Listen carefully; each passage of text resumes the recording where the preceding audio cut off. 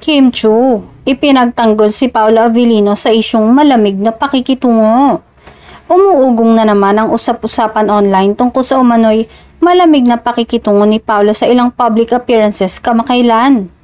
May mga netizens na nagtatanong kung bakit tila hindi ito kasing sigla o kainteresado gaya ng nakasanayang makita, lalo na kapag kasama si Kim, ang kanyang ka-love team at leading lady. Pero nitong huli, diretsahang pinagtanggol ni Kim ang aktor at sinabing malayo ito sa iniisip ng iba. Tao rin po siya, ani Kim. Ayon pa kay Kim, hindi dapat husgahan ang bawat kilos ni Paolo dahil nakikita niya mismo kung gaano ito ka-professional at ka-genuine sa trabaho. Si Paolo hindi yan suplado. Minsan quiet lang talaga siya. Pero iba yung focus niya kapag trabaho. Tao rin po siya. May mga araw lang na pagod o maraming iniisip. Ani Kim. Dagdag pa ng aktres.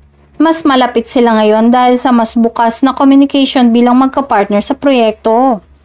Kung alam niya kung gaano karami ang responsibilidad at pressure sa aktor.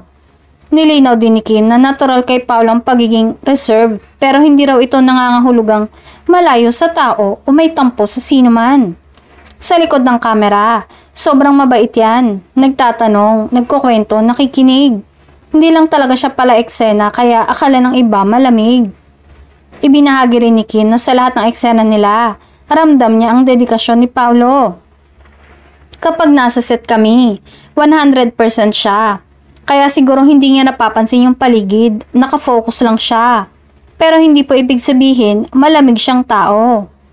Matapos ang paliwanag ng aktres, marami sa fans ng Kim Pao ang tila nabawasan ng pangamba.